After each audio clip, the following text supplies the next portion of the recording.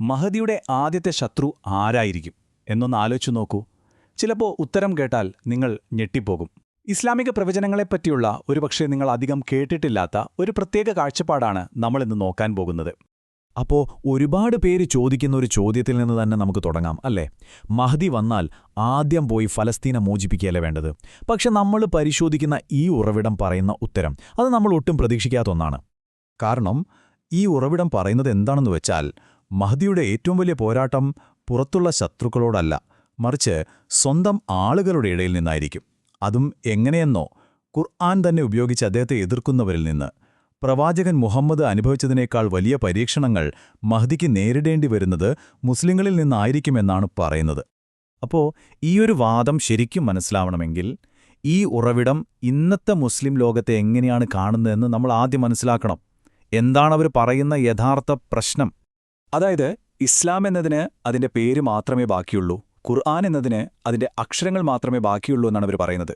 ശരിക്കും പറഞ്ഞാൽ ഉൾക്കാമ്പില്ലാത്തൊരു പുറന്തോട് മാത്രം. ഈയൊരു ചിന്തയാണ് അവരുടെ മുഴുവൻ വാദങ്ങളുടെയും അടിത്തറ.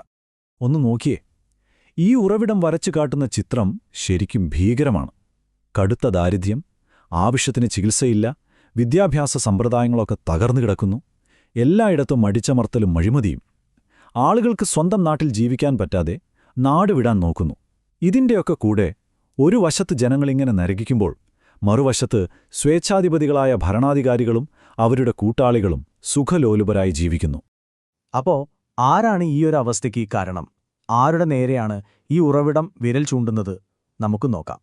അവർ പറയുന്നത് ഉലമാ അൽസു അഥവാ തിന്മയുടെ പണ്ഡിതന്മാർ എന്ന് വിളിക്കുന്ന ഒരു വിഭാഗത്തെപ്പറ്റിയാണ്. അതായത് ഈ സ്വേച്ഛാധിപതികളായ ഭരണാധികാരികളുമായി കൂട്ടുചേർന്ന് നിൽക്കുന്ന മതനേതാക്കന്മാർ. ജനങ്ങൾക്ക് ശരിയായ വഴി കാണിച്ചു കൊടുക്കുന്നതിനു പകരം ഭരണാധികാരികൾക്ക് വേണ്ടി അവരെ നിയന്ത്രിക്കുകയും മയക്കിക്കിടത്തുകയും ചെയ്യുന്നവർ. ഇവരാണ് യഥാർത്ഥ ശത്രു, ഉള്ളിൽ നിന്നുള്ള ഭീഷണി എന്നാണ് വാദം. ഇവരുടെ അപകടം എത്രത്തോളമുണ്ട് എന്നറിയാമോ? ആ ഉറവിടം നടത്തുന്ന താരതമ്യം കേട്ടാൽ നമ്മൾ ശരിക്കും ഞെട്ടിപ്പോകും. അന്ത്യകാലത്ത് വരുമെന്ന് പറയുന്ന ദജ്ജാലില്ലേ, ആ ദജ്ജാലിനേക്കാൾ വലിയ അപകടകാരികളാണ് ഈ പണ്ഡിതന്മാർ എന്നാണവർ പറയുന്നത്. അപ്പോൾ എന്തൊക്കെയാണ് ഇവർക്കെതിരെയുള്ള ആരോപണങ്ങൾ? ഒന്നാമതായി, ഇവരെ നിയമിക്കുന്നതും നിയന്ത്രിക്കുന്നതും ഈ സ്വേച്ഛാധിപതികളാണ്. വെള്ളിയാഴ്ച പ്രസംഗിക്കേണ്ടത് എന്താണെന്ന് പോലും സർക്കാർ തീരുമാനിക്കും. ഭരണാധികാരിക്കെതിരെ സംസാരിക്കരുത് എന്ന് പറഞ്ഞ് ഫത്വ ഇറക്കും. ഇവിടെ കഷ്ടപ്പാട് സഹിച്ചാലും കുഴപ്പമില്ല, പരലോകത്ത് സ്വർഗം കിട്ടും എന്ന് പറഞ്ഞ് ആളുകളെ മയക്കും. ചുരുക്കിപ്പറഞ്ഞാൽ, ഈ ഭരണാധികാരികളുടെ കയ്യിലെ പാവകൾ, ജനങ്ങളെ നിയന്ത്രിക്കാൻ മതത്തെ ഒരു ഉപകരണമായി ഉപയോഗിക്കുന്നവർ. ഓക്കെ, അപ്പോൾ ഇങ്ങനെയൊക്കെയാണ് കാര്യങ്ങളെങ്കിൽ എന്തായിരിക്കും മഹദിയുടെ യഥാർത്ഥ ദൗത്യം? ഇവിടെയാണ് കഥ മാറുന്നത്. അതൊരു പുറത്തേക്കുള്ള യുദ്ധമല്ല, മറിച്ച് ഇസ്ലാമിനെ ഉള്ളിൽ നിന്ന് ശുദ്ധീകരിക്കുന്ന ഒരു സമ്പൂർണ്ണ വിപ്ലവമാണ് എന്നാണ് ഈ ഉറവിടം പറയുന്നത്. അവരുടെ കാഴ്ചപ്പാടിൽ ഈ ദൗത്യത്തിന് കൃത്യമായ ഘട്ടങ്ങളുണ്ട്. സ്റ്റെപ്പ് 1, താൻ തന്നെയാണ് ആ വ്യക്തിയെന്ന് മഹ്ദി തെളിവുകൾ സഹിതം സ്ഥാപിക്കും. സ്റ്റെപ്പ് 2, നേരെ പോയി നേരിടുന്നത് ഈ അഴിമതിക്കാരായ പണ്ഡിതന്മാരെ ആയിരിക്കും. അവരാണ് ആദ്യത്തെ ശത്രുക്കൾ. സ്റ്റെപ്പ് 3, അവരെയെല്ലാം ഇല്ലാതാക്കി ഒരു വമ്പൻ ശുദ്ധീകരണം നടത്തും. എന്നിട്ട് സ്റ്റെപ്പ് 4, നഷ്ടപ്പെട്ടുപോയ ഇസ്ലാമിന്റെ യഥാർത്ഥ രൂപം തിരികെ കൊണ്ടുവരും. കണ്ടില്ലേ, തുടക്കം എപ്പോഴും ഉള്ളിൽ നിന്നാണ്.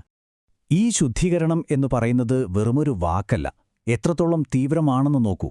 ആ ഉറവിടം പറയുന്നത് നജഫിനും കർബലയ്ക്കും ഇടയിൽ വെച്ച് ഏതാണ്ട് 70,000 തിന്മയുടെ പണ്ഡിതന്മാരെ മഹദി വധിക്കുമെന്നാണ്. അപ്പോൾ ഇതൊരു ചെറിയ മാറ്റമല്ല, വളരെ അക്രമാസക്തമായ ഒരു ശുദ്ധീകരണമാണ്.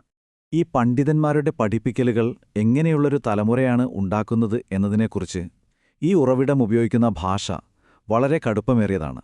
അവർ പറയുന്നത് ഈ പണ്ഡിതന്മാർ വിഡ്ഢികളെയും അവിശ്വാസികളെയും പന്നികളെയും കുരങ്ങുകളെയുമൊക്കെയാണ് ഉണ്ടാക്കുന്നതെന്നാണ്. ഈ വാക്കുകൾ തന്നെ അവരുടെ കാഴ്ചപ്പാടിന്റെ ആഴം നമുക്ക് കാണിച്ചു തരുന്നുണ്ട്. അപ്പോൾ ഇത് വിശദീകരിക്കാൻ അവരെ ചില ഉദാഹരണങ്ങളും പറയുന്നുണ്ട്. ഈ ടേബിൾ ഒന്ന് നോക്കൂ. ചില ദുഃഖാചരണങ്ങളുടെ ഭാഗമായി നെഞ്ചത്തടിക്കുന്നതിനെ അവർ താരതമ്യം ചെയ്യുന്നത് ഗൊറില്ലകൾ നെഞ്ചത്തടിക്കുന്നതിനോടാണ്. ചെളിയിൽ കുളിക്കുന്ന ചില ആചാരങ്ങളെ പന്നികൾ ചെളിയിൽ കുളിക്കുന്നതിനോടും, ഒരു പുണ്യസ്ഥലത്തേക്ക് നിലത്തുകൂടി ഇഴഞ്ഞുപോകുന്നതിനെ പുഴുക്കൾ ഇഴയുന്നതിനോടും.